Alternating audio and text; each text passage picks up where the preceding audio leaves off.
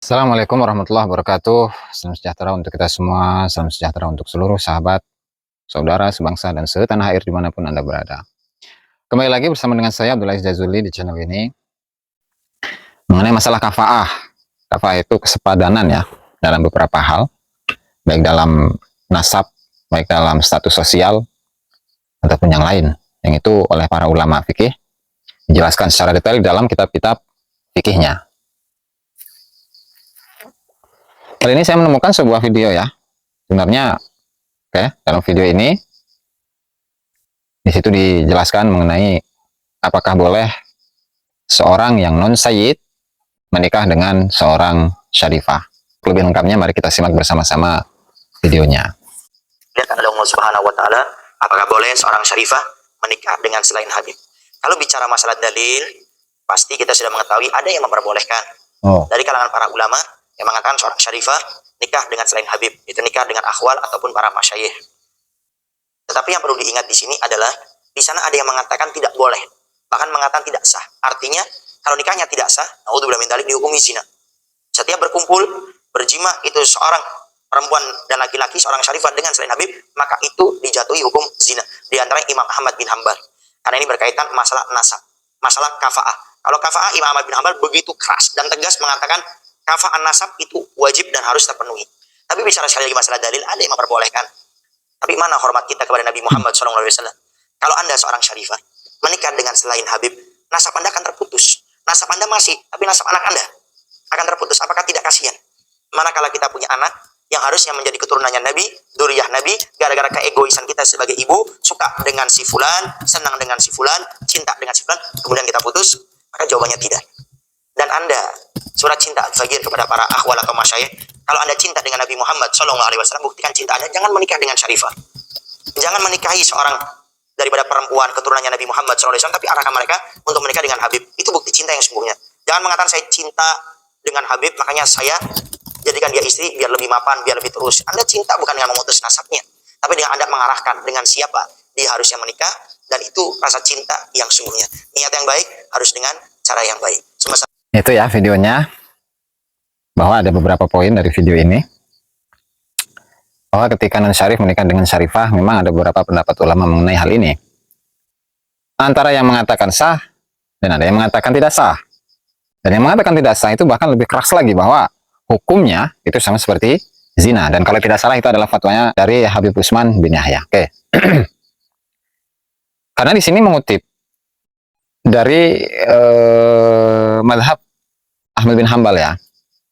Nah, sebenarnya di dalam mazhab Ahmad bin Hanbal itu apakah sepakat bahwa kafa'ah itu atau ketidaksepadanan dalam pernikahan, khususnya dalam nasab, itu membatalkan hukum perkawinan, membatalkan pernikahan tersebut, dan dinilai sebagai dinilai sebagai zina. Apakah benar seperti itu? Mari kita simak statement dari ulama-ulama mazhab Ahmad bin Hanbal, yang diantaranya adalah Imam Ibnu Qudamah. Silahkan buka di dalam kitab Al-Kafi fi Fiqhi Al-Imam Ahmad bin Hanbal, di mana Imam Ibnu Qudamah di sana menyebutkan ya, jilid 3 halaman 21, wafil kafa'ah riwayatani, dan dalam permasalahan kafa'ah itu ada dua riwayat. Ihdahuma, yang pertama, hiya syartun nisihati nikah, itu adalah syarat untuk sahnya nikah. Idza fatat lam yasih wa in radu bihi. Kafa'ah itu adalah syarat untuk sahnya nikah. Artinya ketika kafa'ah itu tidak ada dalam nikah, maka nikahnya itu tidak sah. Ya, wa idza fatat lam yasih, ketika kafa'ah itu tidak ada, maka itu tidak sah meskipun wali-walinya itu ridho akan pernikahan tersebut. Riwayat yang kedua, laisat wa tsaniyatu laisat syarton, itu bukanlah syarat. Sehingga ketika itu bukan syarat dan perempuannya ridho, orang tuanya ridho, ya berarti sah, selesai. Lantaran kafa'ah itu bukan syarat dalam nikah, tidak menjadi syaratnya nikah, syarat sahnya nikah. Lalu kemudian untuk pendapat yang pertama, apakah itu adalah kesepakatan seluruh ulama-ulama yang ada dalam mazhab Ahmad bin Hanbal? Ternyata tidak. Lantaran apa? Lantaran tadi Imam Ibnu Qudamah sendiri ya, itu mengatakan di dalam kitab Al-Mughni fi Fiqhi Al-Imam Ahmad bin Hanbal, was-sahihu annaha ghairu mushtaratah. Pendapat yang sahih bahwa kafa'ah itu tidaklah disyaratkan. Sehingga ketika kita itu menyikapi sebuah persoalan, permasalahan, khususnya dalam kafaah ya, perempuan yang syarifah, kemudian laki-lakinya itu tidak sayyid atau tidak syarif. Ya maka kelantaran kafaah dalam nasab itu tidak disyaratkan, ya hukumnya sah-sah saja gitu. Toh hal ini bukanlah satu kesepakatan dalam mazhab Ahmad bin Hambal, itu bukanlah sebuah kesepakatan dari seluruh ulama mazhab Ahmad bin Hambal. Bahkan salah satu di antara mereka yaitu Imam Ibnu Qudamah dalam kitab Al-Mughni itu menyatakan bahwa kafaah bukanlah syarat. Bahkan di dalam keterangan yang lain yaitu Imam Ibnu Muflih, di sana disebutkan ya, wala tushtaratul kafa'atu. Ibnu Muflih mengatakan bahwa kafaah tidak disyaratkan. Walau zuwijat bi ghairi kuf'in biridahum sahha, ketika perempuan itu dinikahkan dengan seseorang yang tidak kufu, tidak sepadan dengan perempuan itu, dengan ridho dari wali, ridho dari perempuan, ya sah, bahkan tidak dengan ridho seluruh wali. Wa kadzabi ridho ba'dihim, begitu juga dengan ridho dari sebagian wali, sebagian aulia, sebagian wali-walinya perempuan itu, alal asah, menurut pendapat yang asah. Dan sehingga ketika hal ini adalah satu hal yang tidak menjadi sebuah kesepakatan ulama, bahkan tidak hanya menjadi sebuah kesepakatan seluruh ulama saja, tetapi bahkan kalau di dalam mazhab Ahmad bin Hambal sekalipun itu tidaklah menjadi sebuah kesepakatan dari ulama-ulama mazhab Imam Ahmad bin Hambal. Kenapa kita itu harus memaksakan diri bahwa permasalahan tersebut ketika tidak ada kafaah itu dianggap sebagai sebuah zina? Ini ada apa gitu tuh? Ada apa? Di sisi lain ya, jika kita telah kitab Al-Istizadah min Akhbaris Sadah, dan itu juga sudah pernah saya sampaikan ya mengenai permasalahan ini, di mana Habib Abdurrahman bin Ubaidillah As-Segaf yang menulis kitab Idamul Qut fi Mu'jam Buldan Hadramut, kemudian yang menulis kitab Al-Audul Hindi fi Syarah Diwan Al-Mutanabbi, kemudian juga yang memiliki syarah kitab At-Tajrid As-Sarih dan juga yang lainnya, dan beliau adalah qadi dari provinsi Hadramut, Yaman. Kemudian juga fatwa dari Habib Abdullah bin Umar Asy-Syatiri, itu ayah dari Habib Salim bin Abdullah bin Umar Asy-Syatiri. Beliau berdua dari kalangan habaib itu menyatakan bahwasannya pernikahannya seorang syarifah dengan seorang laki-laki yang bukan sayyid itu sah. Dan itu tidaklah menjadi sebuah kesepakatan. Dan ternyata dulu pernah ada upaya penyogokan kepada Abdurrahman bin Ubaidillah agar beliau ini merubah fatwanya, di mana beliau mengatakan sah, itu disogok dengan berapa ratus apa itu mata uangnya ya, berapa ratus real ya barangkali. Dan saat itu adalah satu nominal yang besar, di mana upaya untuk merayu Abdurrahman bin Ubaidillah Segaf agar dia merubah fatwanya. Nah ini ada apa? Dan ternyata itu adalah sikap dari beberapa oknum-oknum Habib yang sengaja atau yang memaksakan diri untuk mengaplikasikan fatwa dari Habib Utsman bin Yahya yang mengatakan bahwa pernikahan tersebut tidak sah. Itu ya. Oke, itu untuk satu poin. Lalu ketika kita dicekoki dengan sebuah doktrin, mana hormat kita kepada Nabi Muhammad Shallallahu Alaihi Wasallam? Ya, lantaran ketika ada seorang yang non sayyid menikah dengan seorang syarifah, itu kemudian dia itu atau laki-laki tersebut tidak menghormati Rasulullah Shallallahu Alaihi Wasallam, lantaran laki-laki tersebut itu memutuskan nasabnya ibunya kepada anaknya. Artinya anak yang dilahirkan oleh seorang ibu syarifah itu dia tidak akan melahirkan seorang sayyid atau seorang syarif. Oke, kita ambil sebuah sampel ya untuk menjawab statement tersebut. Di Indonesia ini, yang jelas-jelas keturunan dari Rasulullah Shallallahu Alaihi Wasallam, ya meskipun mereka tidak mengproklamirkan diri sebagai keturunan Rasulullah, itu siapa? Salah satu dari Wali Songo, ya Wali Songo lah secara umum. Wali Songo itu diantaranya adalah Sunan Ampel. Sunan Ampel itu memiliki seorang putri, dan putrinya dinikahkan kepada Raden Fatah, Raja Demak pertama. Siapa Raja Demak pertama? Beliau adalah putra dari Brawijaya V, Raja Majapahit terakhir. Nah, di sini kalau kita pengen mengkritisi hal tersebut, apakah Raden Fatah itu tidak memuliakan Rasulullah Shallallahu Alaihi Wasallam lantaran memutuskan nasabnya Rasulullah Shallallahu Alaihi Wasallam? Kedua, apakah Sunan Ampel itu tidak tahu, tidak mengerti tentang hukum yang disebutkan oleh siapa novel Al-Atas tadi, ya, apakah apa yang dilakukan oleh Sunan Ampel itu menyalahi syariat Islam, bahkan menganggap pernikahan dari Raden Patah dengan putrinya Sunan Ampel itu dianggap sebagai sebuah zina, kemudian keturunannya itu semuanya adalah keturunan yang, mohon maaf, tadi disebutkan? Tentu tidak. Artinya, jika memang itu adalah sebuah tradisi yang berlaku bagi kaumnya, ya silahkan gitu. Nah, tetapi jangan paksakan orang lain untuk mengikuti tradisi tersebut. Lalu toh di sini, ya, toh di sini, di dalam tadi mazhab Ahmad bin Hambal, di situ sebenarnya tidak ada kesepakatan.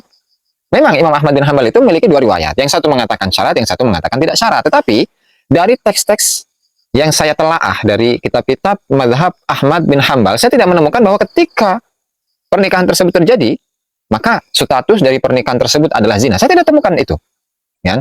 Di sisi lain memang itu bukan kesepakatan dari seluruh ulama-ulama dalam mazhab Ahmad bin Hambal.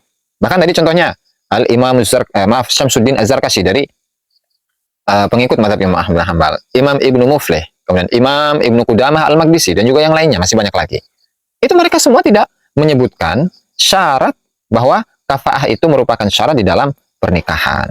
Ya, sehingga hal ini mematahkan bahwasanya mazhab tersebut atau pendapat tersebut itu berdasarkan pada mazhabnya Ahmad bin Hambal. Itu ya. Itu untuk poin yang kedua. Oke, selanjutnya, ya, di sana disebutkan akhwal, kemudian masyayikh, kemudian habaib. Ya sebenarnya itu adalah istilah-istilah yang mirip 11-12 dengan istilah yang biasa digunakan oleh Belanda gitu ya. Bahwasanya di Nusantara ini atau di Hindia Belanda, kalau di zaman Belanda, di situ memang ada 3 kasta gitu ya. Yang pertama, kasta tertinggi yaitu adalah kasta dari orang Barat, bahwa kasta tertinggi itu adalah orang Barat. Kemudian yang kedua itu adalah kasta dari para pendatang, yaitu orang-orang Cina dan imigran-imigran yang datang dari Arab. Kemudian kasta yang ketiga, yang paling rendah, itu adalah orang-orang asli pribumi, yaitu disebut oleh Belanda dengan sebutan inlander. Nih, saya curiga ini penggunaan istilah akhwal, ya meskipun sebagian dari oknum Habib itu menjelaskan bahwa akhwal ini adalah ungkapan kasih sayang. Jadi ketika kita ini memanggil yang selain habaib dengan sebutan akhwal itu jangan baper. Itu bukanlah penghinaan, justru itu kemuliaan. Ya. Tentu kita ingat, kita membaca, kita menelaah ya. Bagaimana para wali songo yang jelas-jelas dzurriyyah Rasul itu masuk dalam masyarakat Nusantara, Jawa, dan juga pulau-pulau yang lainnya. Mereka itu mengakulturasi, masuk dalam kulturnya bangsa di Nusantara ini. Artinya ketika mereka itu masuk di dalam masyarakat, masuk dalam tradisi Indonesia atau Nusantara, ya mereka tidak membeda-bedakan ya satu golongan dengan golongan yang lain.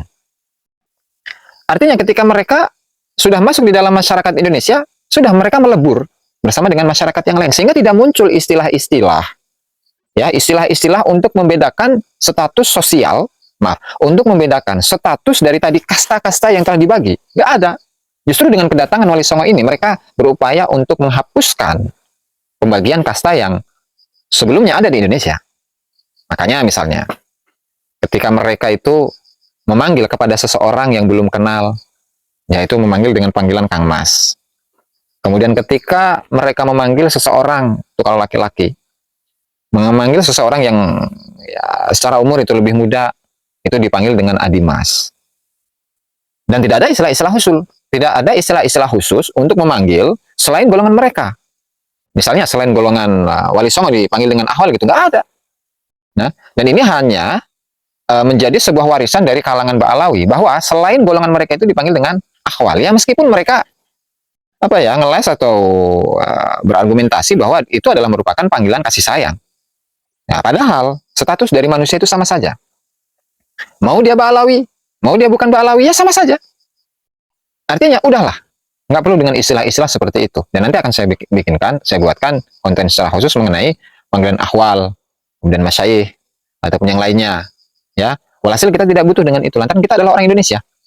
Kita orang Indonesia, ya, yang duduk sama rata, berdiri sama tinggi, dan jangan pernah sekali-kali kita merasa lebih tinggi dari orang lain, lantaran kita memiliki nasab yang tinggi. Apalagi orang-orang yang mengaku dirinya adalah keturunan Rasulullah Shallallahu Alaihi Wasallam, sementara status dari nasabnya itu belum terkonfirmasi sebagai dzurriyyah Rasulullah Shallallahu Alaihi Wasallam. Ya, barangkali itu saja yang bisa saya komentari ya mengenai video tadi. Jika ada kata yang salah, saya mohon maaf yang sebesar-besarnya. Wallahu al-muwaffiq ila aqwamit thoriq. Wassalamualaikum warahmatullahi wabarakatuh.